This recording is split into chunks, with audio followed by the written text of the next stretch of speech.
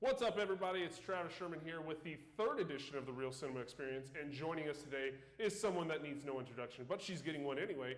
On today's show, we have Har-Ber High School graduate of 2017. She walked away with 20 awards out of the television program, including Spring Creek's Arts Festival first place on-site anchoring, Arkansas Skills USA silver medalist in the television video productions category, Arkansas Scholastic Press Association On-Air Talent of the Year, a recipient of the Natus Mid-America Student Pillar of Excellence for Arts and Entertainment, and recipient of the Natus Mid-America Emmys Walter Cronkite Scholarship. Please welcome the lovely, the one, the only. Whoa! I mean... I'm kind of embarrassed. I don't even know how to react to that. Well, thank you. I appreciate that. You're just like, stop. No, keep all going. All the accolades just mushed right here. Just keep piling up. All right, so first off, do you still go by Ashlynn Grace Brothers? Do you go by AGB, Ashlyn? I mean, we're going to watch some of your stuff in a little bit, and I noticed on the sign-off, you were signing off with Ashlynn Brothers, that's the most bizarre thing I've ever heard of. When you were in the class in the program, you had to sign off with Ashlynn Grace Brothers. So tell me, what's the correct way? Yeah, I was very demanding about that. And right. this has been an ongoing debate. And what you have to understand is that I've gone back and forth between Ashlynn Grace Brothers and Ashlynn Brothers. But as silly as it sounds, just like pick one. It's actually really important when you're entering the industry to make sure that whenever you're starting to market yourself and you're building your brand, that you settle for one name. So I've gone back and forth, and you'll see some inconsistencies when you look at my website, when you see my sign off. But what I'm hoping to do is speak with my news director in the future, talk to the sales department about what they think is important. The importance is you have to have a brief name, something that's but something that rings too. So I was about to say something memorable. Brothers is memorable, but Ashlyn Brothers is brief. Okay. So I feel like everyone would resonate with Brothers no matter what. I feel like that's a very prominent last name. So I feel like we're fine with that. So we'll just settle for Ashlyn Brothers for now, and I'll get back to you when I talk to my people. What if we just shorten it even more and we just go AGB? AGB. I think that... A Brothers. It's catchy. Ashy. Yeah. Signing off, I'm AGB. I think that's great. I think we should do that. Let's do that. I like that. All right, so you graduated in 2017. Catch us up on what happened after you left high school. I think, I heard you became a hippie and joined a cult in Waco. Or it could be, I just watched the new Netflix series. I don't know. Just catch us up. Well, you revealed a little bit of my past that I didn't want to reveal. No, it's been crazy. That's kind of a hefty statement to ask, really. But it's crazy how fast time flies. You know, when you're having fun, one, and two, when you decide to graduate a year early. So I know we had talked about, you were confused. You were like, did you graduate in, what year did you graduate? Yeah, you said 2016, but it was really 2017 because I decided to graduate a year early, like all the crazy people. You know, I think the biggest lie that we can tell youth of today and the future of tomorrow is that college is supposed to look like XYZ. And so I went into college with the perception that this is what it needed to look like. And, you know, I thought that that was the case. Not only going to a big SEC school, but also Greek life and game days. And guess what? I did that all, and I have some really amazing memories stemming from those experiences. But, you know, none of those things define my college career. You know, my freshman year, I went through Rush, and I wanted to find a group of girls that I could be unapologetically me around. And high school was great, but a lot of those things, you know, I didn't want to remember. I wanted to break from. There was this image I had in high school, and I wanted to find a new set of friends. So I was really just trying to figure out who I was, Rush Zeta Tau Alpha, and I was super involved the first year with that, but that's what I call the formative year of collegiate life, where you're trying to figure out who you are. And really, your entire college career. I lived in Reed Hall with all the girls, met my best friend, Lexi Rook, but what I really found was investing in UATV was the best part of my college career. You know, I had the regular college lifestyle of late nights and early classes and naps midday and then coffee and cramming for tests and repeat. But, you know, what shaped my college career was UATV. And at this point in time, when I first set foot on campus, we were in the basement of Kimpel Hall, which is where the journalism department is. And that is what I refer to as the dungeon. It was a really old, musty building, small set, but I was still overwhelmed by it. I began volunteering there, and then I did weather. So I'd never done weather before. I was in front of a green screen. Zero experience for that. Zero experience. I'm really bad at geography. So this was really interesting. And, you know, I decided to be clever. So we started off with case by case with Ashlyn Grace. And then I would sign off with your weather, whether you like it or not. The most cringeworthy thing ever. And then I went on to World News, did Razorback Reels, which is our entertainment show, kind of took over that. I overcame a lot of adversity throughout my college career. So I didn't get anchor a couple times. I applied for senior staff, which runs UATV, and didn't get that a couple of times. But it also really helped me. Really helped shape me as a person. I think that those are the types of things that you need to go through in order to appreciate when you do succeed. And then I, this year, got to be station manager, where I'm in charge of allocating a budget, hiring a staff, making a lot of executive decisions. So that's been really cool. And throughout that experience, I've won some national awards. Gotten to work for SEC Nation, SEC Network, Sunday Night Football. I got flown out to work during the Cowboys-Texans game. Worked for KNWA Fox 24, first as an intern, then as a PA, and then as a digital content producer. So it's been really chaotic, but I think that's what us news junkies love, is the adrenaline rush and constantly being busy. Well, I have two stories. Let's backtrack to the Zeta house. Number one, I used to do the videos for Zeta. Okay. Did I tell you these stories? I don't even know if I told you. No. Oh, okay. So I used to do the videos for Zeta when they were doing the rushing, or there was two videos. Is it bid day? Yeah. It was. Anyway, I did the video. So the first time I went out to do it, there was this girl. I can't even remember her name or what she was in charge of, but I was like, man, she looks so familiar. I don't know how is she so familiar? And I found out, have you ever seen the show Catfish? Mm-mm. The one where the guys find out that these people are dating online, but they've never seen each other, so they go and investigate. I know what catfishing is. So there's a show. She was the very first episode of Catfish. The host flew down to Fayetteville, Arkansas, and she was dating this fraternity guy online, but it turned out to be some like 40-year-old heavy-set man. She was crushed. Anyway, that was the first story. The second story, they had me do the videos, and I think I charged, it was like $2,000 for the video, whatever, right? And so I get there, and the treasurer comes out, and she's like, I don't know about this. And I was like, what's wrong? And she's like, I just don't know. I trust you, but I don't know about it. And I was like, I mean, we're fine. You'll get to see the video. It's fine. I've done a lot of these. And she's like, I know, but $20,000 is a lot of money, and we'll pay you that. And I was like, whoa. I will take $20,000, but it's only $2,000. So that was one. I almost walked away from a job like that. So did you beat yourself up though when you were like, did. wait, I backtrack? It was so quick. She goes, it's $2,000, and I go, wouldn't. Honesty, integrity, yes, truth. All right. You're gonna kill me for this, but when you first joined the program, you wanted to do nothing but sports. You wanted to do football, you wanted to do baseball, basketball, all great things. The problem was, you knew nothing about sports, right? Again, you're gonna kill me, but you actually bought books like Baseball for Dummies, Football for Dummies. So I say all that for a two-part question. Number one, do you still have the books? And number two, is that still your passion? Sherman, that's just mean. You know that's mean to call me out like that. It was funny because we'd be in the press box and you'd be like, I think this is the quarterback. And the quarterback's job is to throw the football, right? I remember asking you all these questions, and I remember also being out on the field and texting my dad going, Dad, okay, what am I supposed to say? I need advice. I need something to say to make me sound intelligent. Yes, I do still have the books. Thank you very much. I did look on my bookshelf to try and bring one of them.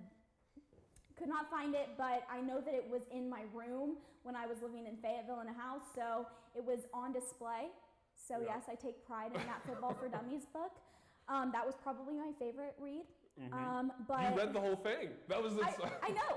And guess what? I still didn't understand it. I quizzed myself, and I had my dad quiz me too. No, but I love sports, and I have an appreciation for the game, and I love the camaraderie. I love the competition. How it brings a diverse group of people together for a common cause, and that's a great thing. It's awesome. But is sports what I want to pursue? No, I feel like you have to be ride or die for sports. It's already a competitive industry.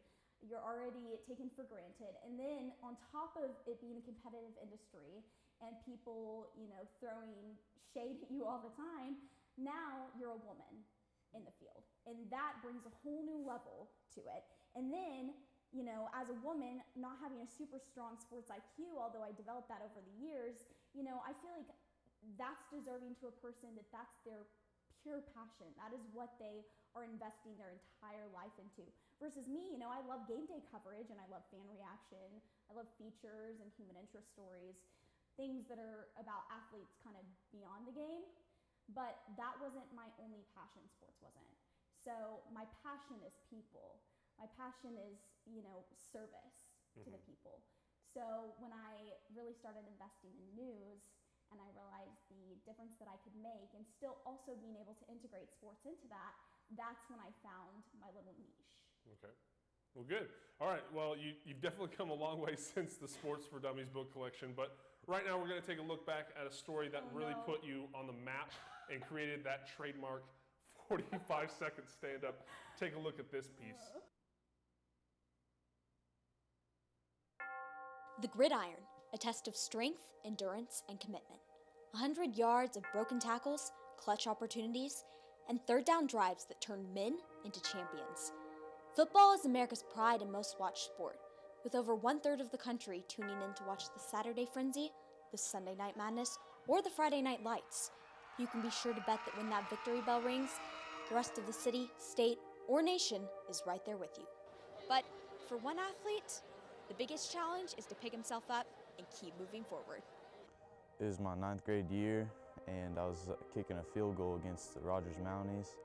I kicked it and I made it, but as soon as my foot came down on the ground, a dude dove at it and snapped it. It's broke in 6 places. I took 7 months to recover and actually be cleared to play, and I was on crutches for about the first 3 months. And I owe a lot of it to my friends and my family because they really helped me through all of it and all through my rehab. 7 months of rehab, intense physical training, not to mention the emotion and psychological battle within would break almost anyone. But for Jacob Robertson, quitting was never an option. I never really thought about it because I love the sport and nothing can really keep me from it. I just wanted to come back stronger. I had to work out a lot, lots of rehab, but it was a lot of hard work and a lot of sacrifices, but that's what you need to play here at Har-Ber, lots of sacrifices. Sacrifice, a key word that Jacob uses to not only be an impact player, but to help his team recognize that you need to play every game as if it were your last. I think the injury really helped J-Rob in understanding that every play could be your last play. And he does not take for granted playing high school football. He goes out with a passion. He goes out there and plays hard every snap because he realizes that every snap could be his last. You never know what's going to happen. And he plays that way. He has a passion for the game, and he's been given a second chance coming back off this injury because, I think originally when he got injured, I don't think he was ever going to be, they said he probably wouldn't be able to play again. So, he came back from this thing, got a second chance to play, do what he loves to do, and you can see that on the field as he plays because he plays with an intense passion. He goes as hard as he can all the time. Through all the pain, all the wins, and even the losses, this injury has shaped his life and taught him one very valuable lesson. Don't be negative about it, It's not going to do anything but make you stronger if you think about it. You just got to have a good mindset towards it. You just got to be positive throughout the process. It's a lot of hard work, but I think you can overcome anything if you put your mind to it and if you really want to. Life is full of challenges, disappointments, and sometimes upsets. But the one thing you can never lose is the ability to get up and try again. And for Jacob Robinson, his story has just begun. For WCSN, I'm Ashlynn Grace Brothers. And there you go. I mean, is that not a blast from the past? I still have that jacket. You still have the jacket? I still and have it still the fits? leather jacket. It still fits. That's what are you fair. talking about? No, that's fair. You have not Freshman 15. changed. Call me out. You have not changed at all, so that's fair. I get it. All right, so you actually you won a Student Pillar of Excellence from the Natus Mid-America Emmys. Do you remember this piece? Was this where it started for you and sparked that interest? What was this piece meant to you? It definitely sparked an interest, and it was a really cool story to tell. First and foremost, let me point out that the best part of that video, I did not take part in, which was the video and the B-roll. So, that hurts. But, I could sit here and watch my work and go, oh, man, yikes, I never want to see that again. But that's where I was at that time in my life, so I'm really proud of it. What was that, 5 years ago, 4 years ago? I can't wait to see where I am in 4 or 5 years from now. Right. You know, one of the things that I learned about that story was that I did love telling beyond the game stories, which is something that I still do to this day. You know, it was a hobby, but at that point in my life, I really wasn't doing it for the right reasons. Kind of wanted the clout. I was like, huh, cool, football players, you know, the young mind.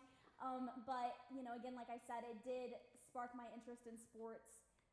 And the defining moment for me, though, wasn't that story. It was really cool that I won an award for it, and a huge award for it. But when I realized that I wanted to be a journalist or a storyteller was actually when I covered the Kyler Williams story. You know, Kyler Williams had died in a tragic accident, and we saw this divided community come together.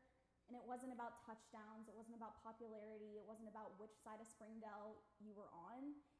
It was really about just carrying on the legacy of this amazing young man who was taken from us far too fast. Mm-hmm. And I got to see how sports and how media can cultivate change and how it can take moments of tragedy and make them beautiful, and how we can help pass along information that people want to know, need to know, or ought to know. So what's really cool about that story is that this past Bikes, Booze, and Barbecue, I was walking along Dixon Street, and a man stopped me and said, "Ashlyn." And I went, "Hi, it's so good to see you." Didn't know who he was. And he could tell, but he said, "I'm Tyler's dad." Oh, wow. And I was caught off guard because I knew exactly what he was talking about, Yeah. because I had talked to him before and interacted with him before. And he said, "You know, I just wanted to thank you for sharing my son's story." Wow. And how he'll remember that for the rest of his life. And that is why we do what we do. That's amazing. Wow. Speechless. So, again, this is kind of reiterating the point, but people know exactly who you are. My students know who you are for a different reason, Great. and that is because of your trademark 45-second stand-ups. In fact, we still do Dissect the News Stories in class. For those of you who don't know what a Dissect the News Story is, this is where students pull up videos and write word for word what is said in the video. Then they go back and they start labeling it like stand-up, sign-off, voiceover, soundbite, whatever. So students love/hate you. Lovely. We're going to talk about college in a few minutes, but knowing what you know now from high school experience to college experience, what are your honest thoughts on stand-ups? And honestly, I don't even know, because I come from the film background. Like, how long should a stand-up be? Well, for one, not as long as they were. Not even close to as long as they were. Also, I apologize to all of your students who have to dissect my stories, because when I was doing that, the stories were about this long, Right. and when I created stories, they were about this long. So that's torture, but you learn a lot from dissecting those You do. stories. You actually do. So they are of value. So what I learned through that process was that, you know, when I went to college, it was a rude awakening, because Okay. stand-ups are supposed to be anywhere from 8 to 10 seconds. Oh. And stand-ups are also not always necessary. You know, one of the things that we do when we're younger and we're trying to get into the industry is establish credibility. So we want to show our face as much as possible. But if a story doesn't need a stand-up, if you don't need to interject yourself into a story, then why are you? You have a certain amount of time to tell a story in a newscast that is a certain amount of time as well. So you're trying to condense a ton of information into a small amount of time, a minute 15, a minute 30 package, minute 30 being kind. I've done a couple that are a lot longer than that, even in college, and I've been called out for it too. But, you know, so if you're interjecting yourself into that, there has to be a purpose. So if it's a bridge stand-up where you're, you know, taking one sound bite and trying to explain it and bridge it over to the next, or one piece of information and bridge it over to the next, that's helpful, that's useful. Or if you're doing some kind of show and tell stand-up where you're walking and talking with a person, that can be helpful as well. But if you're just throwing in a stand-up just so you can show your face, that's not necessary. Scrap that. Like I said, 8 to 10 seconds is the standard. And that is not what I was doing at all. So, you know, I learned a lot from that experience. And I know that, one of the things about stand-ups too is that whenever you're writing them and creating them, I was always using a lot of jargon, a lot of rhyming, a lot of cliches, just because I wanted to sound cute. And that's cute, it's really cute, but we're not trying to be cute. We're trying to pass along helpful, useful information. And we're trying to also make sure that we're resonating with an audience that has a 7th grade reading and comprehension level. So, because the majority of the population, they're not in college, they don't have that, they don't know the jargon, they don't know doctor terms, they don't know that type of terminology. So you're trying to simplify. And that's, so you're not only reducing the amount of time spent talking, but you're also trying to clarify information in a short, succinct, concise way. That's not 7th grade level. I don't know what succinct means, Ashlyn. Concise?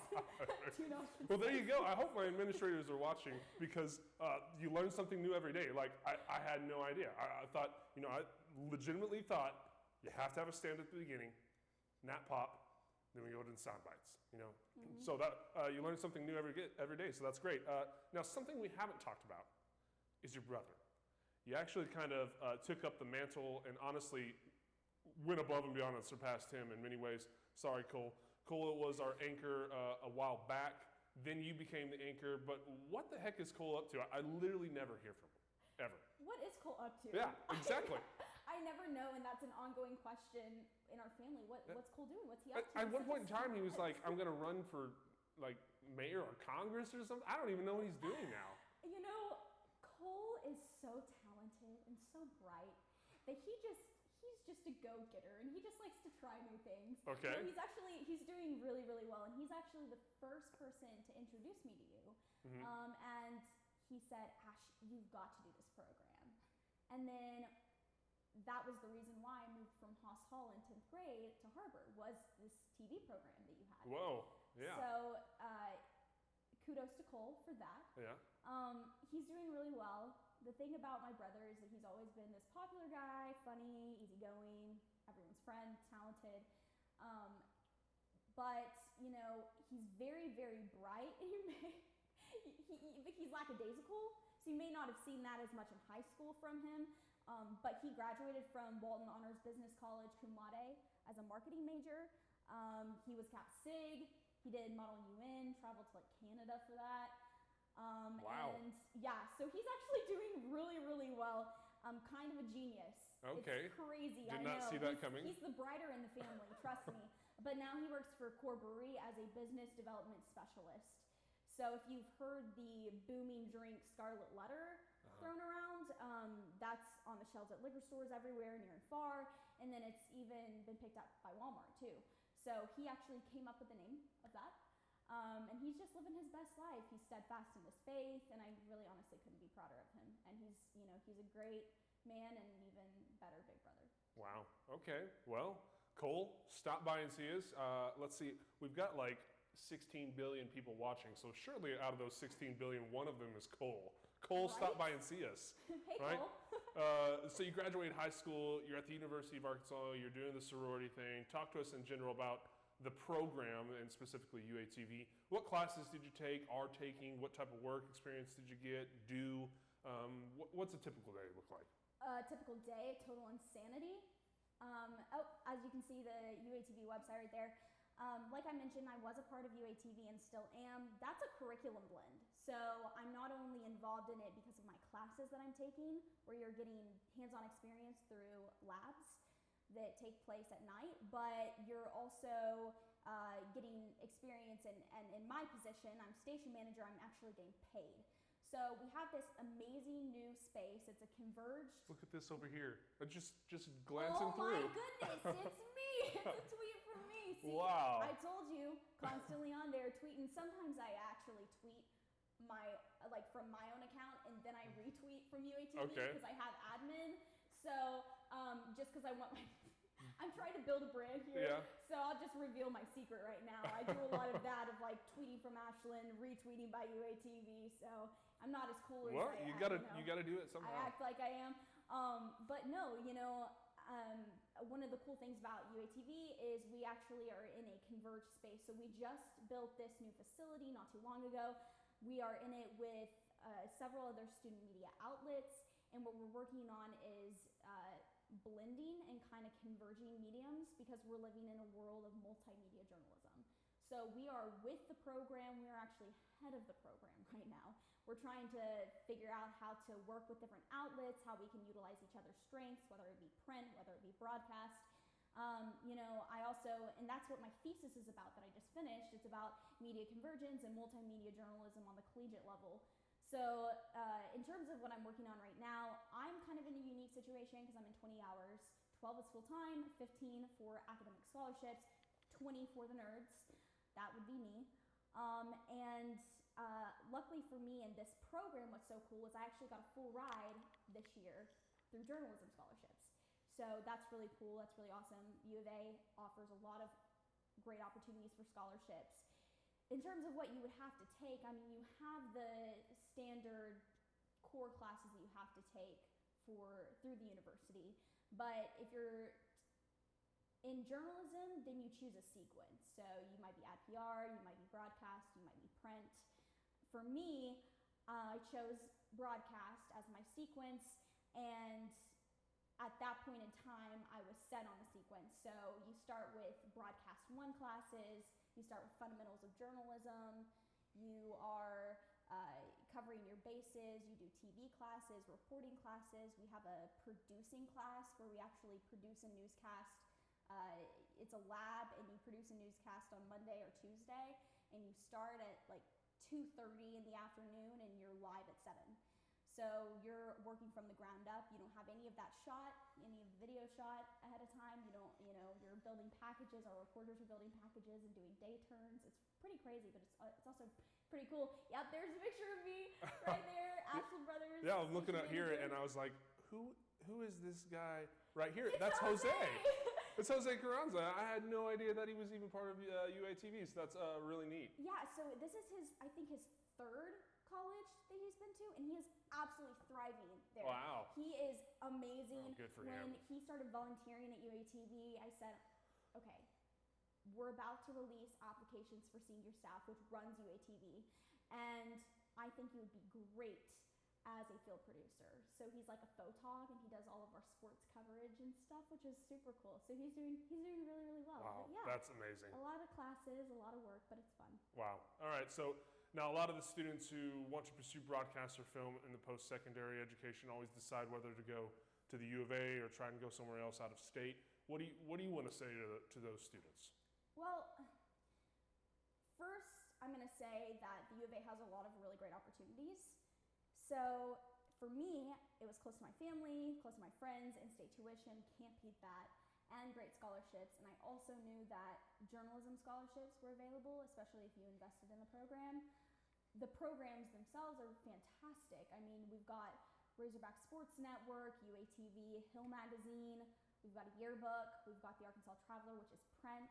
We've got Main Hill Media, so we do like an advertising company, and then we also have KXUA, which is well known across the nation. So we have a lot of really cool opportunities to invest and get involved. And one of the cool things about UATV and it being a broadcast program is you actually can be on air immediately. If you go to a different program, the chances and the likelihood of you getting that on-air experience until your junior year is like slim to nothing. So that's really cool. Also, the professors invest in you. I have all of my professors' phone numbers in my phone. I text them, call them whenever I need any advice, any help, which is awesome. And it's all great. It's all fun and games. I love UATV. We actually just received word that we had been nominated for an SPJ MOE award. So Wow. we are in the top 3 in the nation for best newscast, and we will find out in May whether we got first, second, or third place. So we are a top program. You know, there are a ton of programs out there that are amazing and that will sell you, and they're targeted and they're marketed whenever news directors are looking for students to, you know, immediately immerse themselves in their program outside of school. But we are too. You know, but it's different for everyone. Like Nick Luttrell is going to Syracuse, and that's amazing. They have one of the top sports programs in the world. You can't beat that. So for me, when I was talking to him, you know, I was all for him going to Syracuse because that's what he needed to do, and it's a phenomenal program, and he's absolutely going to blow them away. But for me, as a person who wants to do news, as a person who also wanted that SEC school experience, this was the right place for me. So, you have to decide between what you want and need and what other people think you want and think you need. You choose your own path. You pave your own path. And my path was the U of A. There you go. Heard it straight from Ashlyn Grace Brothers, or AGB as we like to say now. I think this is a great moment to pause again. So we have a piece here produced by, of course, yourself. But tell us a little bit about this piece, because obviously it's a very meaningful piece to everyone in Northwest Arkansas, but especially Fayetteville locals. Yes. So as I'm sure many of you are aware who are listening in right now, we lost an officer in the line of duty or at the end of last year, and this was a tragic event, for everyone. I mean, it made national news, and again, kind of like the Kyler Williams situation, we saw a group of people band together. You saw blue lights everywhere, people lighting candles, honoring cops. One of the great things about our police force is what all they do for us and how much they serve the public, but they don't always get the best rap. No one wants to get arrested, no one wants to get pulled over, but they do so much for our community, and it was amazing to see how much respect people had for Officer Carr and how many people were recalling the stories of how absolutely amazing he was and how kind he was. This was a very tragic event. Not only was he shot, but he was executed. And this is just horrible, Unfortunately, covering the story, I had to go late at night. I think it was like 2:30, 1 a.m. Wow. Something around that time, and I went to the memorial, and there were officers standing around crying, and that is the worst possible thing, because you see them as being so strong, and they are, but to be in their face and videoing them and seeing this raw emotion was just, brought to a whole nother level. But I have so much respect for the Carr family and so much respect for our police force. So it was a really horrible and hard, tragic story to tell, but I'm so glad that I got the opportunity to do it, and I hope that I did it justice. Well, we're about to find out. Take a look at this piece on Officer Carr by Ashlyn. AGB. AGB. I'm coining it. Yeah, call me by my proper name? There we go. Take a look.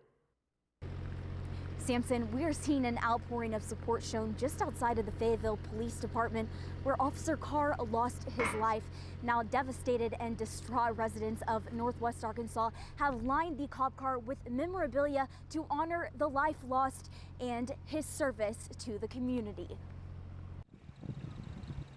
Nothing like this has ever happened in my career, and I believe it's been since 1968 that an officer's been killed or passed away in the line of duty at Fayetteville, or in Northwest Arkansas for that matter. Fayetteville police mourn the loss of their brother in blue. Just been very somber, and police department has a lot of resolve. We are a pretty strong bunch, and we will band together with the community. 27-year-old Stephen Carr dedicated over 2 years of service to the Northwest Arkansas community. Sergeant Murphy says Carr was waiting for his partner to set out on their nightly patrol of the entertainment district. Officer Carr was sitting in his vehicle and was ambushed and executed by a criminal. Ray Dotson was on the Fayetteville Square when the shooting occurred. Dotson says he can still recall the surrounding sights and sounds. There's probably 15, 16 shots. And at that time, I knew there was a shooting going on. Dotson ensured people's safety during the ordeal. He says he will never forget what he witnessed: courage in the midst of chaos. I got off the carriage, told my handlers to hold the horse. I turned off the lights in my ticket booth, told my people to get down. I sent my carriages over the hill. Sergeant Murphy reminds people of law enforcement's purpose: to protect and serve. The blue line separates the line between good and evil, and that line is the police department. 2 officers were able to chase down the suspect, London Phillips, where they shot and killed him in the moments after the initial incident. Now reporting live from the Fayetteville Police Department, Ashlynn Brothers, UATV News. Back to you guys in the studio. There we go. Pretty powerful stuff. I mean, that's always kind of been my motto going through and teaching students. You have the power to tell stories for those who can't. And this really brings it to a whole new meaning to that statement. Have you developed any philosophy that you've gotten along the way, or have you had one story that's really impacted you on a personal level? Well, the cool thing about journalism is, and I don't even refer to myself as a reporter really so much as a storyteller. You can find a story in the bread aisle at the grocery store because everybody has a story. But there certainly have been some stories that I've resonated with. Officer Carr was one of them. It really put things in perspective. It was amazing, once again, to be able to see the police force come together, the community come together, not only locally, but nationally. And so that was amazing. One of the other stories that I really enjoyed doing was when I was in Little Rock over the summer, interning at KTV, and I got to do a story about Mr. George. And Mr. George turned 100 years old. Wow. And he was a hoot. Let me tell you, at first, he did not want to talk to me. He was like, who's the blonde with the camera, right? And, I think he warmed up to me. And we ended up having such great conversations. You just learn so much from people who have lived, a long life. And to make it to 100 and he's still alive and is absolutely incredible. He recalled memories of growing up when the civil rights movement was going on, of being separated from his mother and his sisters, recalling picking cotton in the fields and racist remarks and all of these things that he talked about that you learn about in history books, but you don't know about. I mean, I don't know about this. I don't understand this.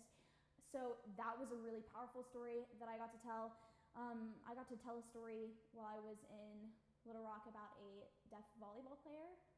Okay. So it was really cool to see how I was going to be able to convey the message. Was I going to put, text at the bottom? Was I going to try and, just have her talk and sign at the same time? And I ended up miking up her coach, and he, he interpreted as she was signing, which was really cool to see how, she's overcome adversity, and not only that, but working on my storytelling skills. A lot of tragic stories too, about a hit and run cyclist, a homicide. That was really horrible. But again, you learn the most from those stories. And then I actually tag teamed with a fellow intern when I was in Little Rock, and we did a story about eating disorders. And so I told his story and about his struggle with obesity, and he told my story about my struggle with anorexia. Okay. So we kind of did a tag team story. It was more of a long form piece, but it ended up getting a ton of views, and a lot of people reached out to me personally and said, hey, I just wanted to thank you. People that I knew, people I didn't know, do you have any advice? And I've been able to kind of help people through that process as well. So there have been a lot of really great stories that I've been able to do. But what's really important is to know that we as journalists are watchdogs. We as journalists hold the government officials accountable. We hold businesses accountable. Seeing people suffer, those types of stories, very hard to cover, because I just want to help. Because the one thing that, people ask me, what is your biggest strength? It's not, reporting live or anything like that. No, absolutely not. It's my servant's heart. It's that I just genuinely want to do good for the public.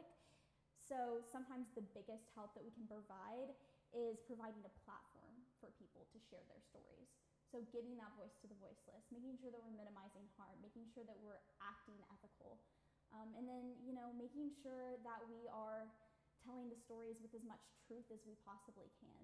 Because you're right, some of these people may not have the platform to talk about these situations, but if we can hand them a mic, if we can ask them questions that we can share on the news, there's so much good that can be done.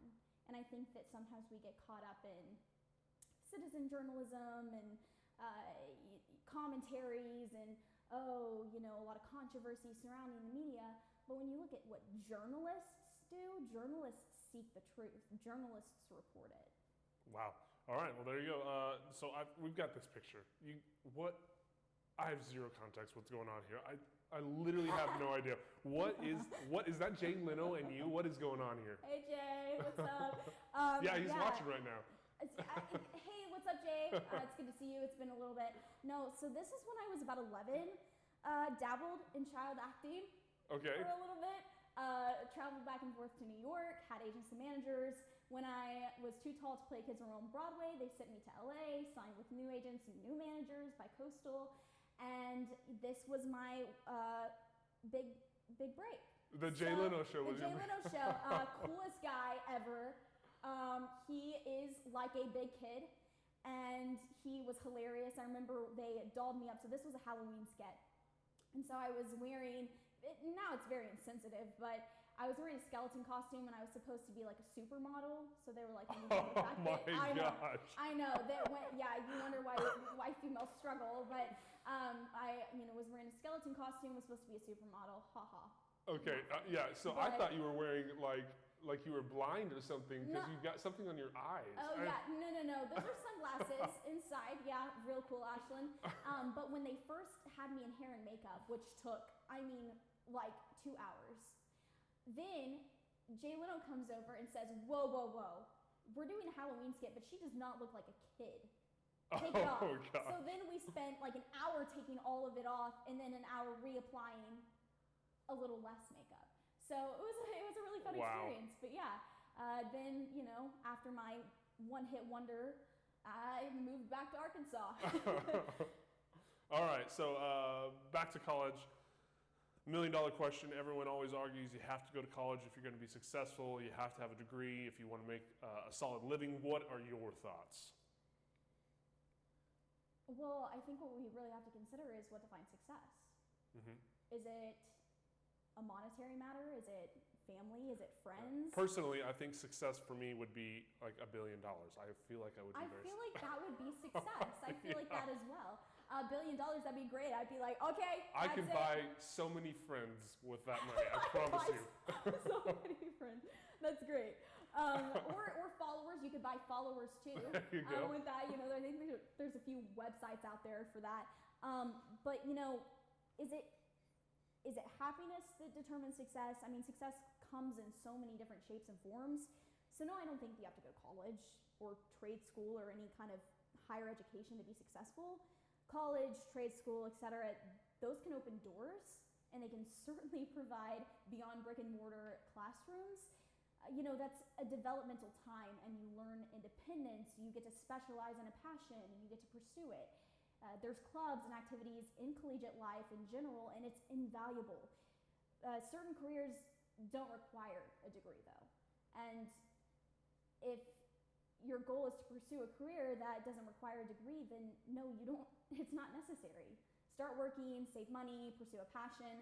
But if what's stopping you from going to college is a fear of financial ruin, then there are options. There's scholarships. You can work through school. You can put yourself through school. I mean, my dad did. My dad paid for his school and worked full time. And so it's really in the eye of the beholder. But I can tell you this, some of the most successful people that I know, and I'm talking financially, mentally, emotionally, don't have degrees. I needed one for my dream job, reporting, and it's served me well. Yeah. I mean, I don't have a degree, and look at me. I'm a teacher. I have millions of dollars.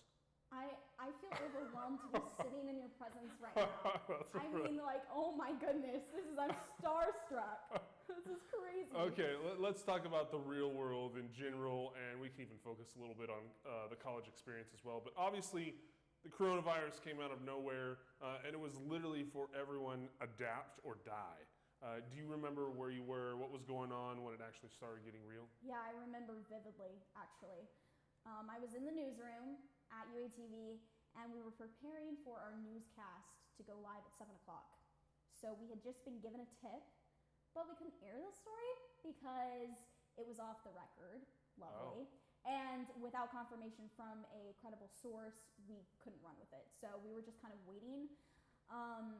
But I was getting ready for my astronomy class when I received word that we were going to be getting an email shortly. And that's when I went, okay. I picked up a camera. I literally went door to door in classrooms asking to interview teachers because I knew that it was happening. I knew that I needed reaction for the nightly news. I just assumed that we were still going to be able to go live. That's what I was hoping. If not, I was just going to use it for my reel. And I ended up getting like 5 interviews from people. And then I ran across campus where we were having this live stream presser. And I live streamed through Facebook, and then I shot another interview for the newscast. So that entire time, things were just going crazy. And I was like, this is news. It's great. I mean, it's horrible, but I'm covering it, and I need to deliver information to the public. And it wasn't until after we went live that night that I went, oh, I'm never going to step foot like ever again in a college classroom. And that was devastating. So it was really hard when I kind of started to sit back and sink into my own thoughts and go, whoa, I graduated a year early, but I was not expecting a year and a half of no college classrooms. One of the things I took away from that story, number one, obviously the coronavirus, but number two, you said you were in astronomy. Okay, I've got to tell you my astronomy story. When I was going to college, by the way, yes, I actually did go to college. When I was going to college, I enrolled in astronomy like my first year. I was like, this is gonna be cool. I mean, we're looking at stars, we'll do constellations. Little did I know, the prereqs for this were like trigonometry and calculus. Like, we were calculating how long it would take to get from one star to another, right? So we're sitting in class, the professor walks in, he's like 97 years old. Right, and so he starts writing on the board all these like trig equations, and I'm like, I've taken algebra 2. I don't know trig, right? And so he's like, you're gonna do this, and I studied so hard. I took so many notes, and he goes at the end of the class, he goes, we're gonna have a test next class. Make sure you come prepared. So I went home and I studied, and I was not getting this. I'm not getting trig. I can't do it, right? So we show up for the class the next day, or the next class, and we get there and we're sitting and he doesn't show up. And we're sitting and he doesn't show up. And like 30 minutes go by and he doesn't show up. 45 minutes go by and a lady walks in and she goes, class, I don't want to be the one to tell you this, but your professor had a heart attack and he passed. And I know that's not funny, but she said, I'm going to be your new substitute teacher. This is not funny. I'm not trying to laugh, but I'm going to be your new substitute teacher for the rest of the year. I have no idea what astronomy is, so we're going to do a PowerPoint presentation the rest of the year on whatever you want about space and stars. And I go, can I do it about aliens? And she goes, absolutely. And so I did a whole PowerPoint presentation on aliens. It took me like a month to put together, and I passed astronomy with an A. Did you do some deep investigations I into did. Area 51? I came up with some great stuff. I had some videos that were like, can we explain this alien sighting? Can we not? Like, I did the whole thing. So that was my story about astronomy. I know that's not funny that he passed away, but no, the odds of that. Okay. But, yeah, astronomy, long story short, astronomy is not fun. Yeah. Unless you have a substitute teacher. Yes, that's correct. On aliens. That you're doing a story on aliens. Yeah, that's right. All right. So, how is back to coronavirus? Let's get off of aliens. Back to that. How has that affected college life for you, especially in classes that require you to go out and shoot stories? How do you do that? Well, when we first heard word that the school was moving online, we assumed and we were told that we would continue with operations for UATV. So every TV2 reporter, that's a capstone course that you take, it's usually the last broadcast class that you take in the curriculum, we all checked out cameras, we were all paired together, we were all going to continue with UATV newscasts. And we were going to have access to our studio, we were going to have access to the newsroom. Well, then we weren't. And then I got notification that we were shutting down the Student Media Center. We weren't going to be able to get back in. So within a couple hours, it was, you can't get back in. Also, I need to go clear my desk. Oh, wow. So I had to go take an IKEA bag and just take a bunch of stuff and all my stuff that's out on my desk that I had so carefully and beautifully I placed. bet you had 63 pairs of shoes in there. So many, so many. I mean, like, you know, all the cabinets were mine, you know, no.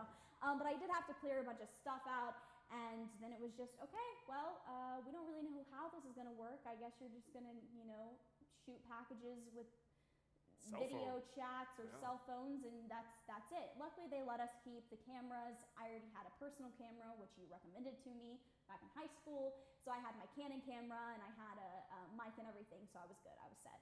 But the problem is, we're supposed to be social distancing.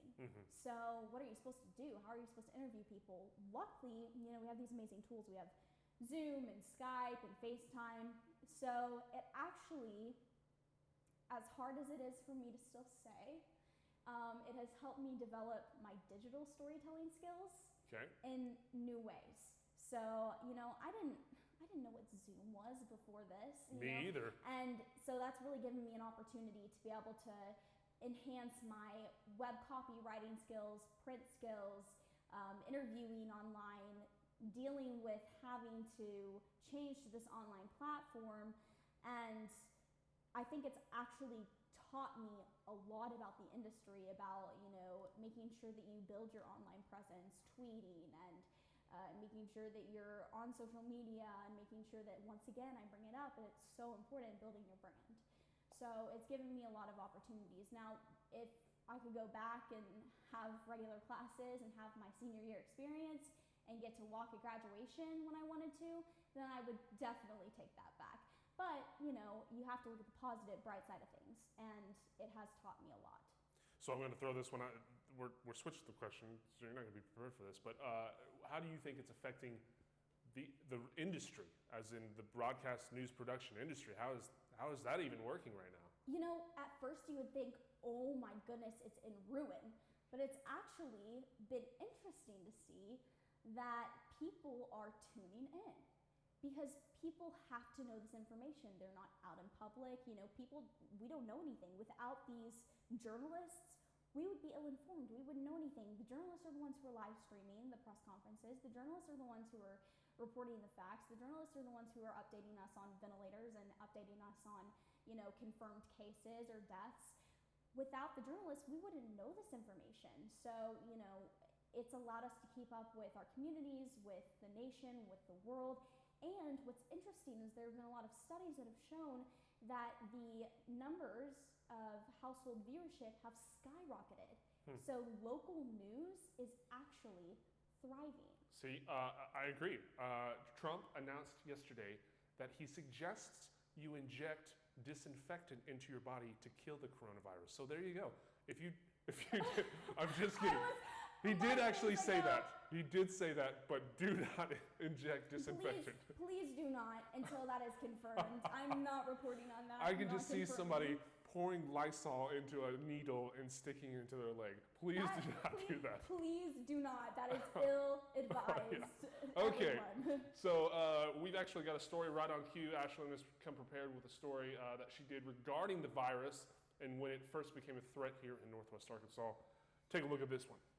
It's a change in the nation's narrative as normal routines become uprooted. We are nationally past the point of containment, and we've moved to mitigation. Monday marked UARK students' first day of online classes, effective through the remainder of the academic semester. In an abundance of caution, with the health and well-being of our campus community in mind, we felt like this was the most prudent decision at this time. For many, this means navigating uncharted territory. We'll have a class time, but maybe it won't work every time, and late assignments, and how will that be handled? And my internet's not working, I can't turn in homework, so then what do we do? And so just kind of the fear of the unknown, and also the fear of wanting to be here for graduation. The coronavirus raises many red flags across campus as students' questions remain unanswered. And while extra sanitary precautions and the physical well-being of students is important, they remind everyone of the financial implications and emotional stress they face moving forward. You know, there are some scenarios that the planning team has considered, including if a member of our campus community or Fayetteville community perhaps is confirmed with a case of COVID-19, that there may be additional steps. Last night, Fayetteville was notified of a presumptive positive case of COVID-19, the first confirmed case in Northwest Arkansas. As of now, certain essential on-campus operations such as public safety, health, dining, and transit will continue, so long as individuals adhere to social distancing and other preventative measures. But we really rely on one another.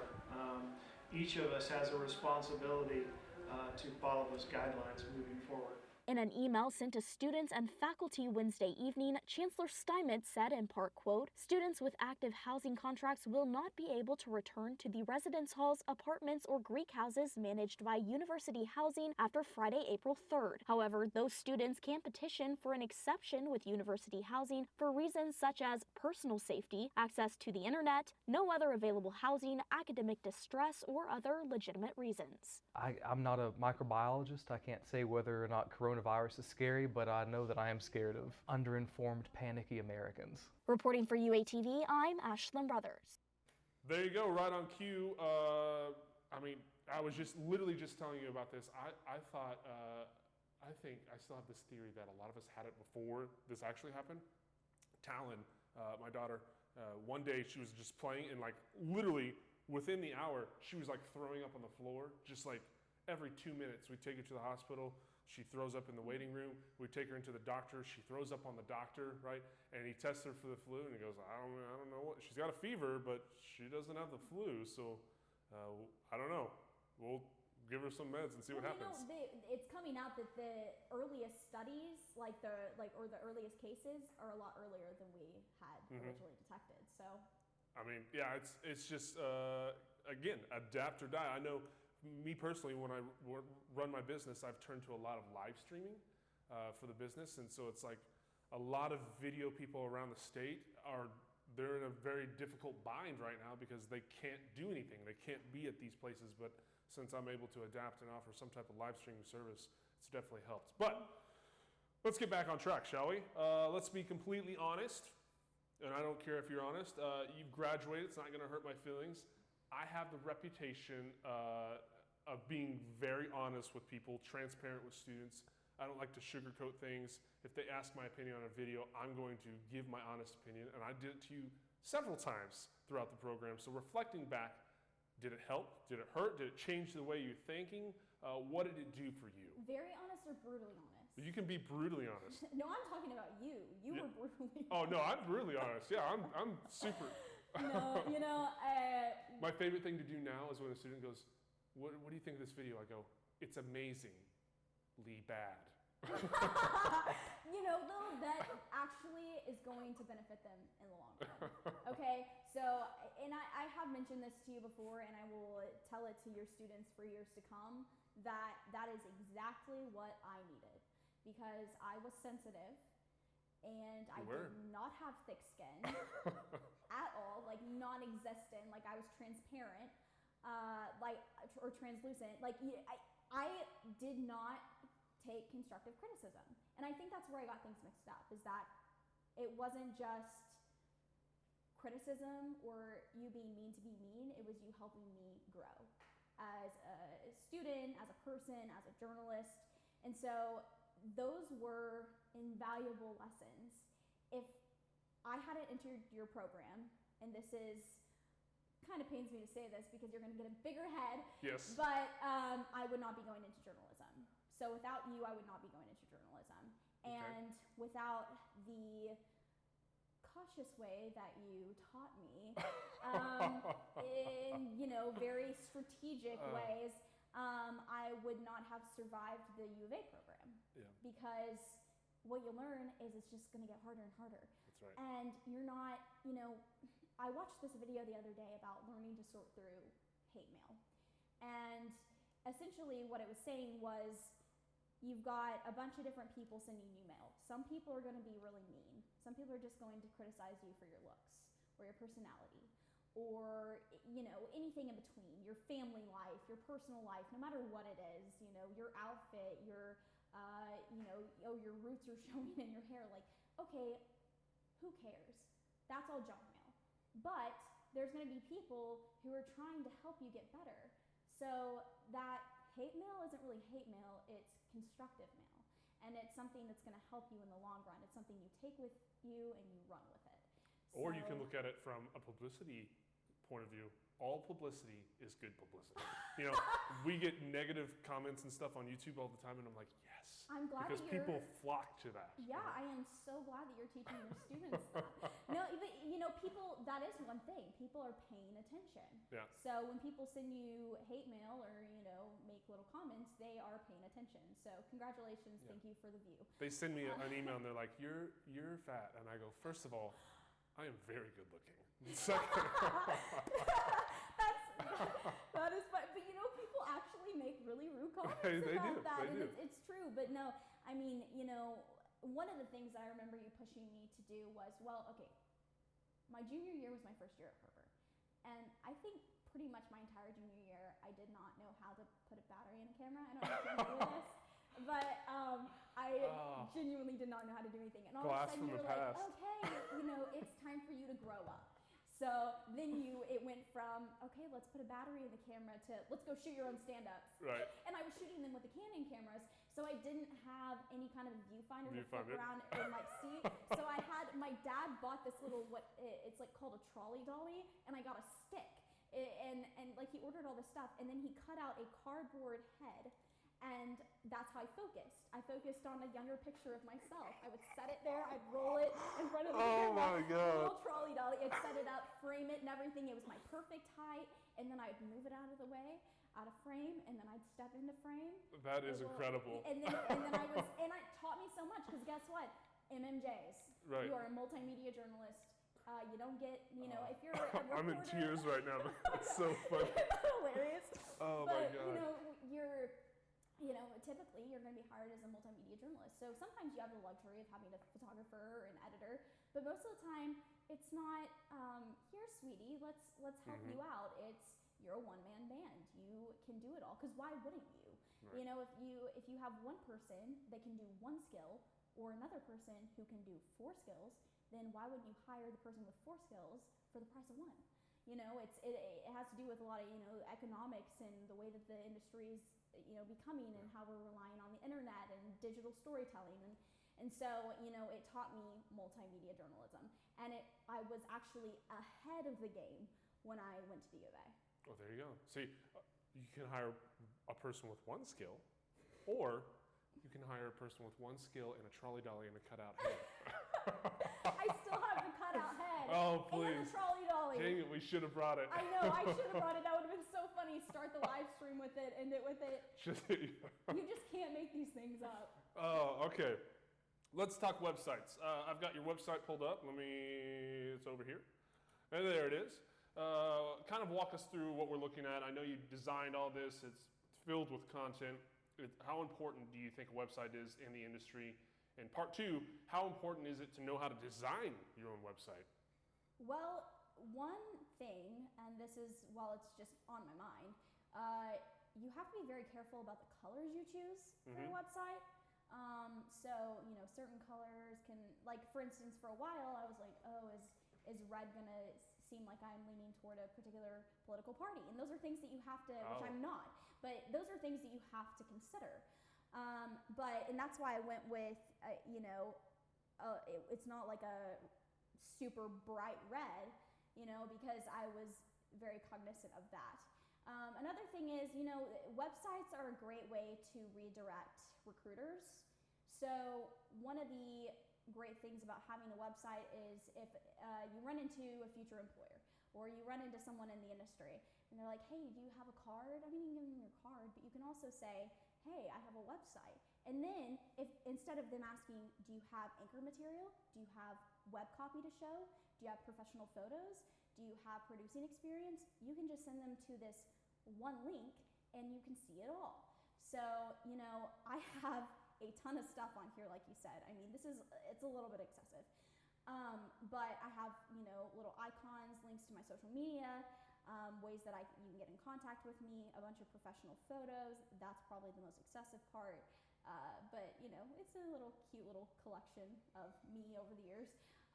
And then I have a bunch of different reels. So I have my main reel, And then I also have a compilation of just stand-ups and live shots and look lives.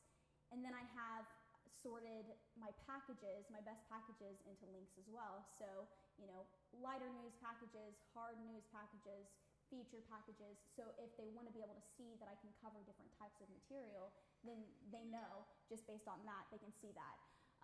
And then also one of the things is, again, with multimedia journalism, you have to be able to write and you have to be able to write for the web. So I have examples of web copy, and then I also have, you know, up there in the right-hand corner is the producing button, and that shows all of my producing work that I've done. So I lead produced that newscast. I also put myself in it. And then a rundown, that's an example of a show that I built in a couple hours. And then I have examples of infographics, so detailed stories for our Instagram, Instagram takeovers that I've done, and I have examples of writing. So VOs, VOSOTs, teases, headlines, weather kickers, and then I have examples of social media because, you know, it's important to have a social media presence. Photog examples, I mean, the list goes on and on. I just have basically anything that could possibly be asked of me. Yeah. Do you have this experience? Well, no longer do they have to ask me that because I can just show them. I think what's most impressive about this website is that you actually got to interview Hillary Clinton. Yeah, very similar, except for on the completely different opposite sides politically. Susan Hutchinson, she's great. I got to interview her while I was interning at KATV. So they're probably loving that right now. Oh, I'm sure they're eating it up. Okay, so aspirations.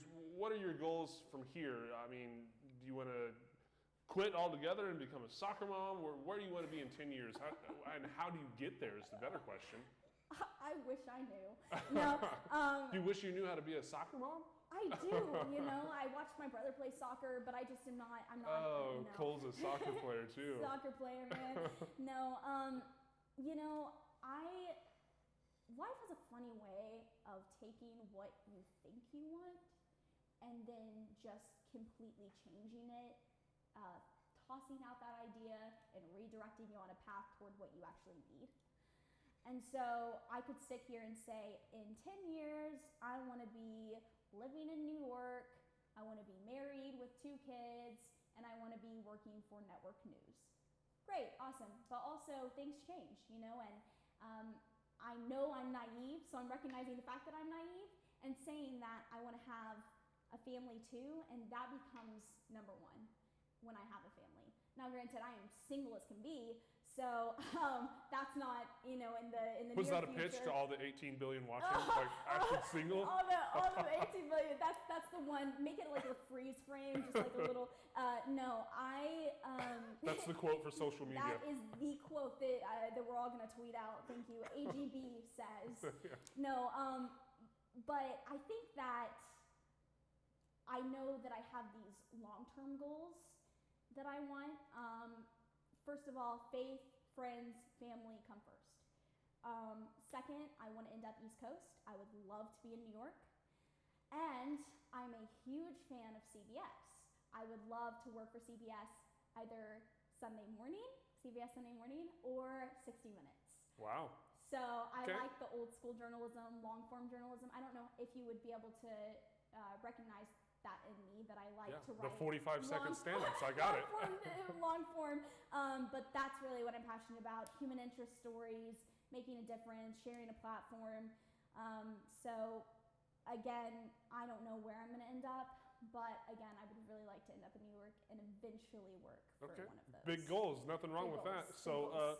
let's talk about a demo reel is a huge part of this industry. First, 7th grade reading level, what is a demo reel? Yeah, so a demo reel is taking your best content and putting it in a 8 to 10 minute compilation. So you start out with a little freeze frame introduction with a picture and information about who you are and how a future employer can get in contact with you. Following that are just a bunch of fast little examples of you reporting either live, creative stand-ups, and or look lives, as much live elements as possible. Then you go into your best 3 to 4 packages, or you can do 3 packages, 1 VOSOT, whatever you want. But essentially what it is you're taking your best material and you are marketing yourself to a future employer. So it is fast-paced. And the crazy thing about a demo reel is news directors know, and I'm not a news director, but I've heard it from plenty, they usually know within the first 10 seconds whether they want to keep watching. And they know within the first 30 seconds if they want to bring you in for an interview. Wow. Okay, so there you go. So for those of you, just real brief, it's in this industry, there is no resumes. The demo reel is the resume. So a lot of people don't want to see on paper what you've done. They want to see what you can physically do in front of the camera, on the camera, editing. So we've got your demo reel here, and we are now going to take a look at this. So this is, remember, if you want to be successful, first step is having a solid demo reel. Take a look.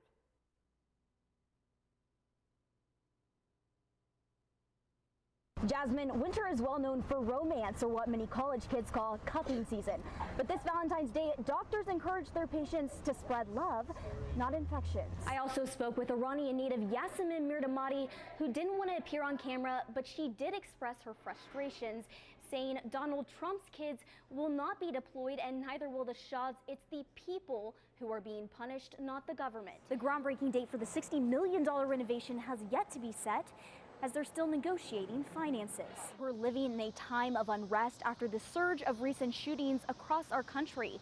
Now it happened at a Walmart similar to this one, as the people of El Paso were getting groceries. Now one couple who was visiting at the time says they never would have thought that a quick trip would have turned catastrophic. The University of Arkansas sent an email regarding the coronavirus outbreak to students on Saturday.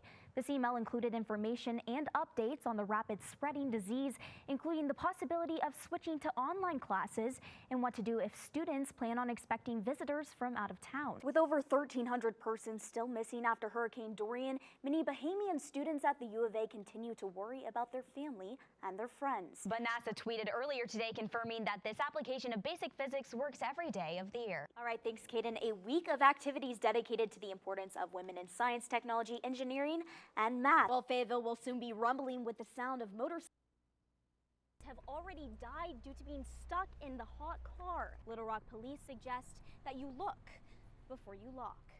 Jack, 37 seconds. That's how often a person in the United States dies of cardiovascular disease. So the American Heart Association teams up with survivors to share the gift of time. We're a few months removed from the first confirmed case of COVID-19 in the U.S., causing a cloud of confusion and distress to shroud the states. But artists from across the globe have been able to shed a little bit of positive light. Several Northwest Arkansas families began the foster care certification process before COVID-19 even broke out, and 28 resilient households have opted to continue their training. Samson, we're seeing an outpouring of support shown just outside of the Fayetteville Police Department, where Officer Carr lost his life. Now devastated and distraught residents of Northwest Arkansas have lined the cop car with memorabilia to honor the life lost and his service. All right, so we've got, obviously we're not going to sit here and watch all 10 minutes of this, but we'll let it keep going while we continue talking. So how important is a demo reel if you want to get work? And more importantly, how do you even market yourself? Well, you wouldn't get a job if you didn't have one, if that answers your question. But it's a chance for you to really showcase your capabilities. So your creativity with stand-ups or just with different types of shots, shooting skills, editing skills, writing, reporting skills. You know, again, it's got to be short, it's got to be concise. You know, leave no room for pauses, because as soon as there's a break in it, that's when a news director is going to go, click, I'm done, bye, I'll move on to the next one, because there's so many talented people out there. But one of the big things about when you're choosing which stories you're going to put in your reel, you have to find something that is, one, appealing to an audience, important, has at least, you know, 3 or 4 of the news values in it, and then you have to look at, okay, how did I frame interviews? How are the shots? What's the composition? You know, what's the pacing of it? Did my voicing sound okay in it? there's just so many different aspects that you have to pay attention to. It can't just be a really good story. It also has to make sense, and it also has to have a lot of production value to it. So you need to show variety in your reports as well. For instance, for this, and we've watched this one, Officer Carr, it was a huge news story. It was actually a day turn, so that's how I can market myself as well. I can say, I did this story in a couple hours.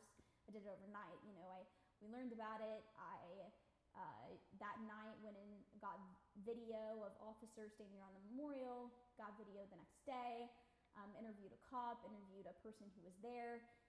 Day turn, it's important to be able to do that because you're going to be doing that every single day. You're going to be doing a VOSOC and a package, if not more, every single day.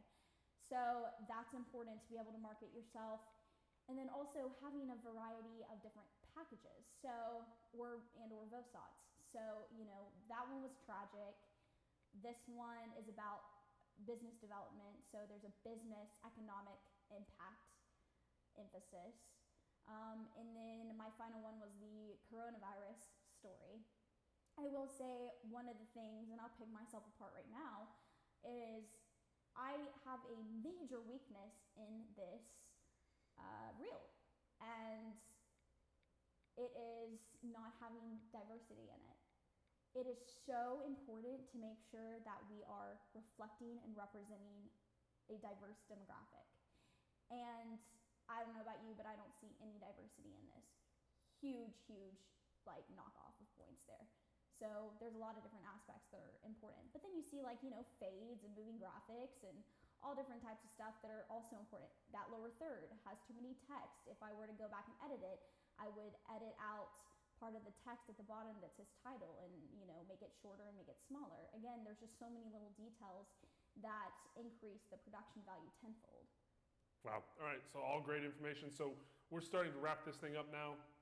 And there are several names that kind of resonate over the years for the program. Names like Robert Crisp, Andrew Lyle, Brandon Bucheri, Sarah Gill, and of course, you are one of them. Students still walk through the halls. Students still see and hear about your work and try and keep up with what you're doing.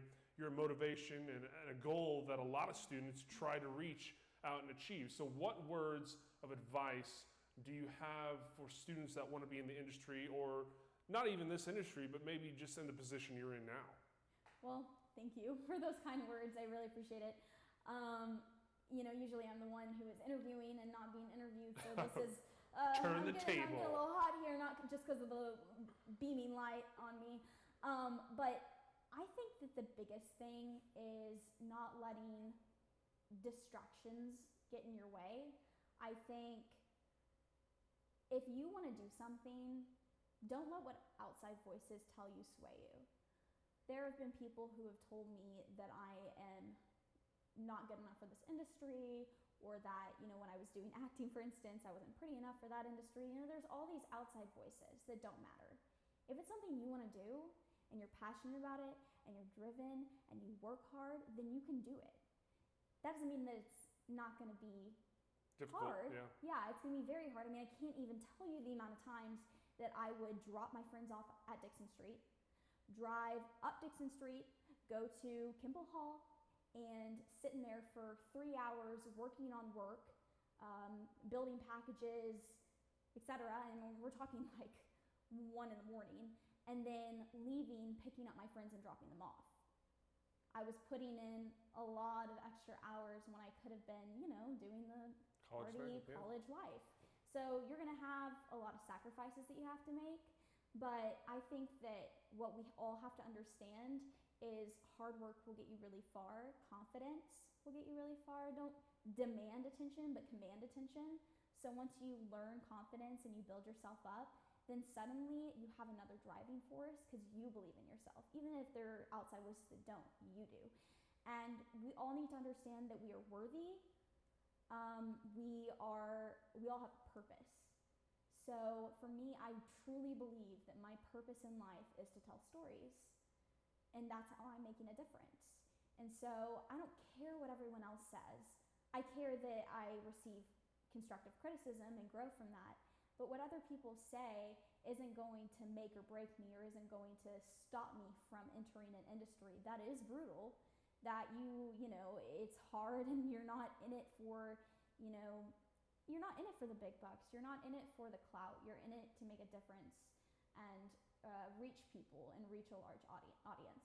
So if you're wanting to get into this industry, listen to your mentors, invest in news. Don't just say, I want to be on TV. You got to know everything. You got to know every single skill, writing, shooting, editing. You've got to also watch it. And one of my professors says, if you are going to do good work, you have to watch good work. And you learn so much from it. So pouring yourself into that community, learning from the professionals, and that'll set you up for success, you know, but you have to believe in yourself, you have to work hard, and you have to make sure that you're focused because there's a lot of distractions along the way. Okay, so wrapping this thing up, but I kind of want to talk about some big news. I'm not even sure. Can we say anything? Can we say it? Can we talk about this? All right, well, I'll let you do it. Go for it. Okay, well, I am incredibly excited to announce that I have accepted a position as an MMJ reporter at Oklahoma's own News on 6 in Tulsa, Oklahoma. This was my dream job. So what's funny is I job shadowed in Tulsa at this very station in 2019 for a class, and I actually job shadowed producing, or a producer for my producing class, and I ended up falling in love with it. Like, not only the studio, but the people, the company. I mean, they treat their employees so well. Everyone was talking about how amazing of an atmosphere it is. So I texted my mom on my break when I was job shadowing and said, Mom, I want to work here. No, like, I love it here. I have to work here. Oh, there's me signing the contract. Yep. It was so hard to keep a secret because I knew about it for like, I don't know, like a month and a half before I said anything. But yeah, it was a really unique situation. This was literally my dream job, and if this points to anything, look at that camera operating skills. Yes, right. My mom's so talented. But that's great. If this gives anything away, I actually, and this is something that I didn't mention before, because I wanted to wait to make the announcement, is those websites and those reels will get you so far. Because all I did was put my reel and my website out there. I actually, other than News on 6, after, you know, I had begun speaking with the news director and talking with him and realizing that this was the place I wanted to work, as it had been for a couple months, that's the only place I applied. I didn't apply for anywhere, and I was getting job offers. That's how important a demo reel and a website is. Yes. I mean, just marketing tools and having a social media presence. Exactly. Yeah. So, you know, I, you know, had the opportunity to do interviews and, you know, was getting offered crazy opportunities without ever even applying. So, and that's not just, I mean, yeah, okay, I've worked really hard, I've gotten a lot better than I was, but it's also just being tactful and resourceful too. Wow. I mean, so you signed the contract, you're off to make millions. What does this mean? I mean, what type of market is this? Pretend I'm dumb. You probably don't have to actually pretend, but what does this mean to you and your career? Well, so there are around 210 markets, say, in the United States. So market size is determined by, you know, the amount of viewership, really, the population, the amount of TVs in households, etc. So if, you know, I think some stations in Montana are like the smallest market, so the largest number, but the small, like, you know, and then New York being number 1, so it having the largest population. Gotcha. So even more, to put things in perspective, Northwest Arkansas, I believe, is 101. So Tulsa is market 58. Wow, okay. Typically you start out in a, you know, anywhere from 210 to 100. But I just got blessed. There's really nothing else I can say about it other than I am absolutely blessed to be in the position that I'm in. But I did not go to Tulsa for the market size. I went because I fell in love with the community and fell in love with the station. It happens to be close to home. I did graduate a year early, so it's nice to be able to be close to my family. But yeah, so, market size isn't everything. But, if you start out in a market 210, you might then jump after 2 years and after your contract is up to a market 100.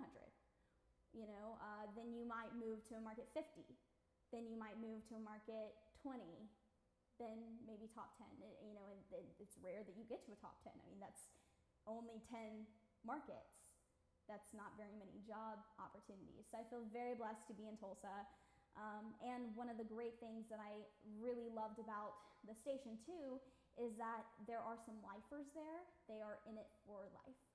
And they know what they're doing. Again, going back to watching good work, to know good work, to do good work.